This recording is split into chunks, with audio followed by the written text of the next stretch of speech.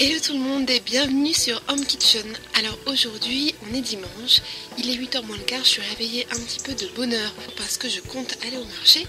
Mais avant j'aimerais bien faire un petit pudding pour le déjeuner, un pudding de pain.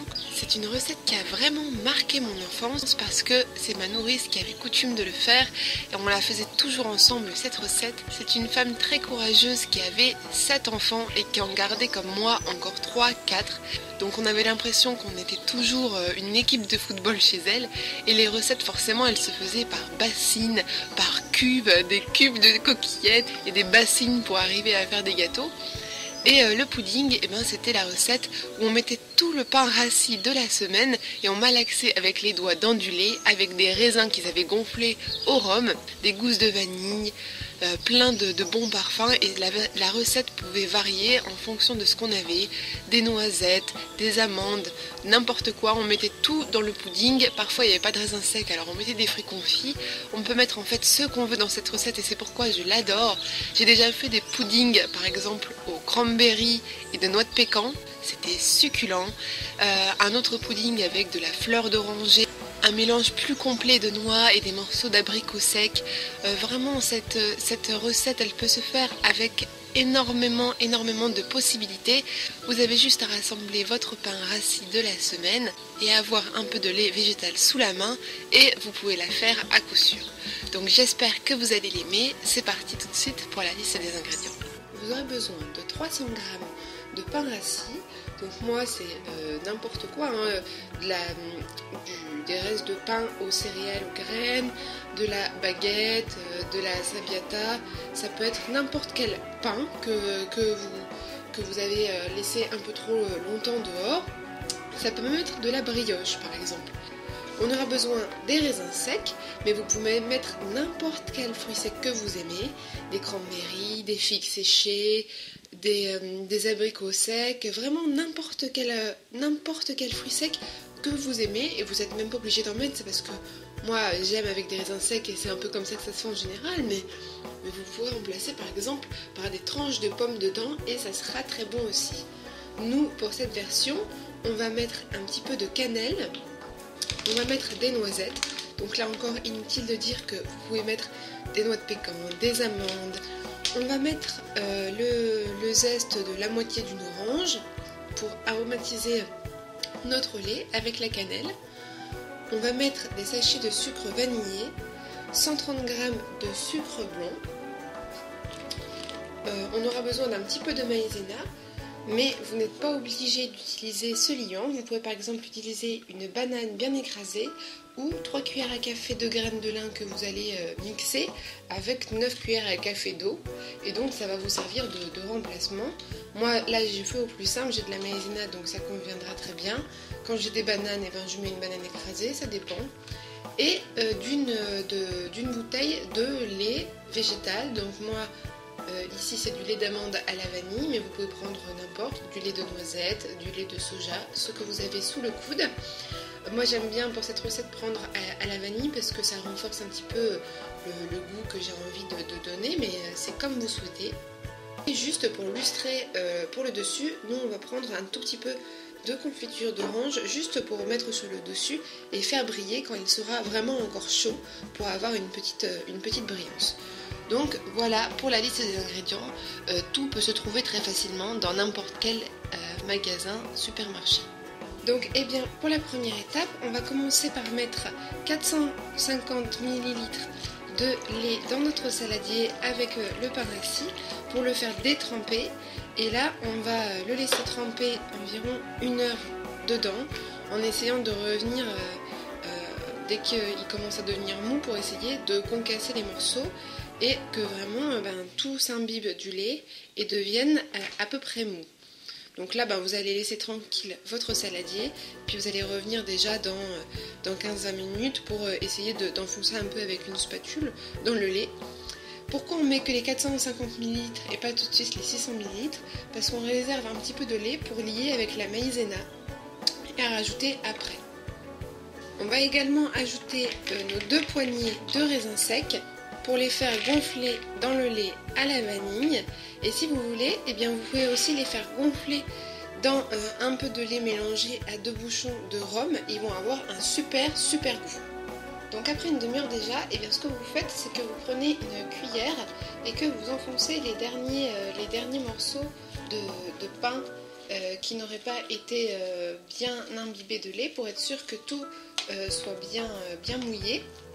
Et vous voyez, après ça dépend aussi de ce que vous voulez. Si vous voulez vraiment qu'il n'y ait pas trop de gros morceaux ou quoi, moi en général, je trouve que c'est l'intérêt aussi du pudding de pain, c'est que ça soit un peu chewy comme on dit en anglais, c'est-à-dire que on sente un petit peu des morceaux encore dans la pâte. C'est ça aussi l'intérêt du pudding, que ça ne soit pas comme un cake normal, sinon on utiliserait juste de la farine.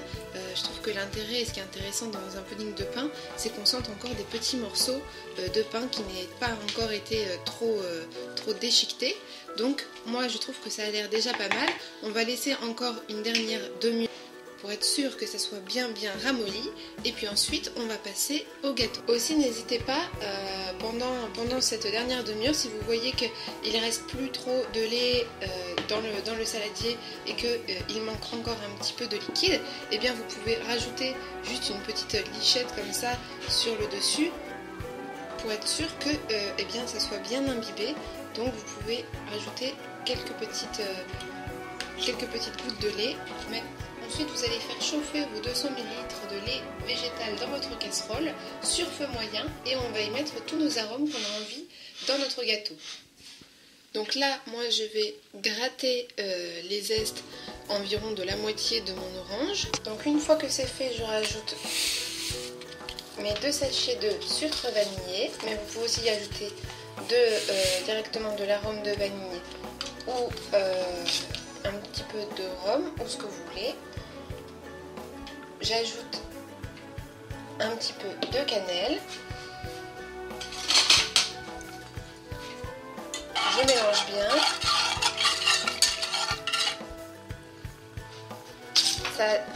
Ça a déjà un parfum de malade.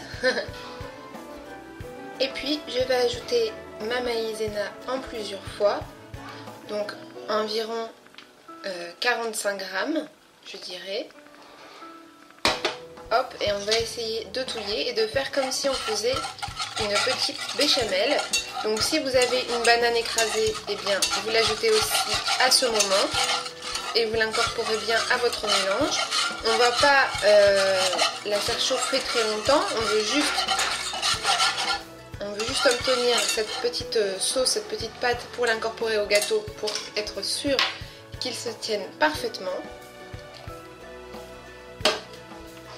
Voilà, donc moi je l'ajoute en 2 fois. Je l'incorpore bien. Et là vite, je transfère ma pâte dans mon blender. Je rajoute une petite goutte de lait pour être sûr que ça mixe bien. Et je vais mixer pour obtenir une pâte bien lisse. Vous obtenez donc ceci qui ressemble un petit peu à une crème, à une béchamel épaisse, et qu'on va transférer du coup dans notre gâteau. Si vous avez un mixeur plongeant, ça peut aussi être une bonne solution. Donc vous transférez tout dans votre saladier et là on va bien mélanger et incorporer en tout dernier le sucre et les noisettes concassées. Donc vous en profitez. Une fois que tout est bien incorporé, vous en profitez pour écraser une dernière fois à la fourchette si vous sentez que des petits bouts résistent. Voilà. Puis vous ajoutez votre sucre. Et puis en dernier, vous ajoutez vos noisettes. Donc moi j'en concasse une bonne partie. Je mets juste 2-3 coups de marteau sur la poignée de noisettes dans un torchon. Puis il y en a quelques-unes qui sont entières, qui seront agréables à être croquées telles quelles. Puis là on incorpore une toute dernière fois et on va placer ça dans notre moule. Et la recette est finie. Donc moi j'ai tout transféré dans mon moule à manquer. C'est assez pratique parce que après j'enlève la languette et le gâteau il peut être directement servi sur la plaque en pyrex en dessous. Donc vous essayez de lisser un petit peu le dessus pour que ce soit plus ou moins quand même joli. Et puis après on pourra napper de sirop d'agave, de sirop d'érable, de confiture pour un peu de brillance, un petit goût sucré caramélisé au-dessus. Et on va enfourner dans un four préchauffé à 150 degrés pour environ 40 minutes.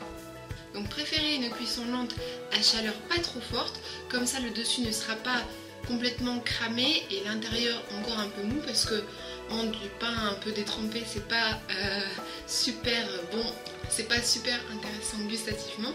Il faut que le gâteau soit bien cuit, qu'il ait une mâche un peu moelleuse mais en même temps intéressante avec ces morceaux de pain parfois qu'on peut retrouver à certains endroits dans le gâteau. Donc j'espère que vous allez arriver au même résultat que moi, parce qu'il n'y a rien de plus simple et j'ai déjà fait le test plusieurs fois parfois selon ce que j'ai avec la banane. Ça ne change pas spécifiquement le goût. Si vous n'aimez pas la banane, vous ne la ressentez pas vraiment dans le gâteau, même pas du tout. Ça sert simplement de liant. Donc ça dépend ce que vous avez, maïzena, graines de lin, graines de chia, banane. Vous pouvez vraiment utiliser ce que vous souhaitez, ce que vous avez surtout. Du coup, à la sortie du four, voilà ce que ça donne. Sur le dessus, on a une croûte bien dorée. Du coup, moi, je l'ai laissé 1 heure parce que je voulais vraiment cet aspect de gâteau qui soit encore assez ferme à l'intérieur. On a une croûte qui est bien dorée. Moi, je l'ai laissé 1 heure parce que je veux vraiment que l'intérieur soit comme un gâteau, soit assez ferme. Mais si vous voulez quelque chose de plus onctueux, vous pouvez simplement le laisser 40 minutes. Mais c'est un gâteau qui a une cuisson longue, donc je vous conseille de le mettre vraiment le dernier étage de votre four. Et en fin de cuisson, moi je mets une petite feuille d'aluminium sur le dessus pour être sûr que ça ne crame pas. Et donc, comme je vous ai dit, moi, eh bien, je mets un petit peu de marmelade à la fin que j'étale sur le gâteau, et en fait ça va absorber, vu que le gâteau est encore très chaud, et bien ça va absorber et ça va le lustrer, ça va le faire briller. Vous n'êtes pas obligé, c'est facultatif. Vous pouvez juste le napper de sirop d'érable, de crème anglaise, ou le manger juste comme ça. Parfois, moi, ça m'arrive aussi de mettre un petit peu de sirop d'agave. C'est selon votre goût. C'est ce qu'il y a de bien avec ce gâteau, c'est que on peut vraiment y mettre ce qu'on veut et le faire à nos goûts. C'est pas une recette fine, c'est juste une recette où on réutilise du pain rassis, et moi j'aime ce genre de recette économique où on ne gâche rien. Donc voilà, je vais attendre que la confiture ait été un peu absorbée, qu'il ne reste qu'une petite brillance sur le gâteau. Puis ensuite je vais le démouler, puis je vais vous montrer l'intérieur quand je vais le découper. Donc voilà notre beau gâteau, une fois que le dessus a été bien imbibé. Donc il est super parfumé, et maintenant je vais vous en couper une part. Donc voici ce que ça donne à l'intérieur. Vous voyez des morceaux de noisettes, de raisins, de fruits secs. C'est super moelleux. Le dessus c'est légèrement croustillant et bien sucré grâce à la marmelade qui a enrobé le tout. Vous pouvez utiliser aussi de la gelée de coin. J'ai remarqué que c'était vraiment très bon. Ça se trouve au rayon confiture. Donc voilà, nous on s'en coupe des petites parts comme ça, des petits carrés, comme si on coupait un 4 quarts. Franchement, c'est très bon, ça a bien le goût des zestes d'orange, de la vanille, de la cannelle. Et on adore ce petit gâteau qui ne demande pas de prouesse technique ni vraiment de grand temps de préparation, à part peut-être mettre le pain dans le lait pendant 1 heure, mais j'ai envie de dire que bon, on peut faire autre chose en attendant. En tout cas, j'espère que vous avez aimé cette recette. Elle est un petit peu à mon... Cette chaîne YouTube n'est pas faite de recettes de chefs cuistots ou d'experts vraiment en pâtisserie fine. Je ne fais peut-être pas des choses ultra sophistiquées et très recherchées, mais en tout cas, le but premier est de montrer qu'il est facile d'avoir une alimentation végétalienne, que ce soit pour le sucré, pour le salé, pour continuer nos traditions, nos cultures, pour se faire à goûter, à dessert, pour se faire des snacks ou toute autre chose. Il n'y a absolument rien qui n'est impossible, ce n'est qu'une question d'imagination et de création.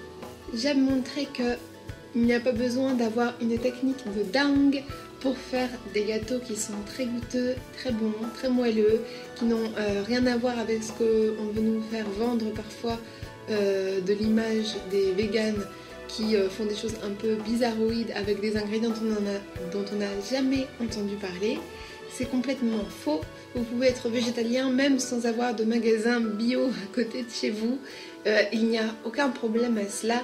Il y a aussi beaucoup de recettes sur ma chaîne qui n'ont pas forcément des ingrédients qu'on trouve dans des magasins spécialisés ou des magasins biologiques ou des magasins de vrac.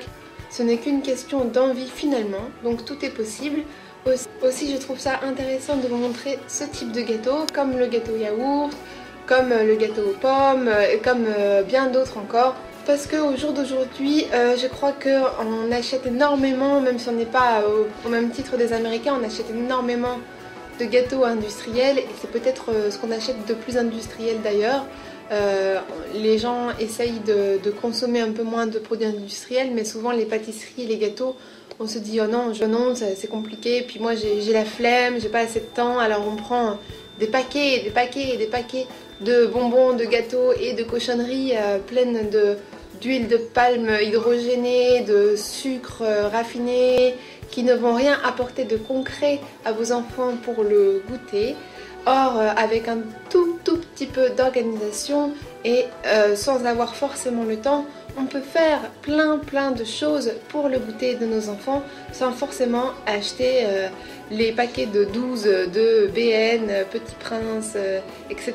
Même si ils nous ont nous aussi bercé notre enfance, il n'y a rien de mieux que le gâteau des mamans. Sur ce, je vous souhaite une bonne fin de week-end. Je vous fais un gros bisou et puis je vous dis à la prochaine.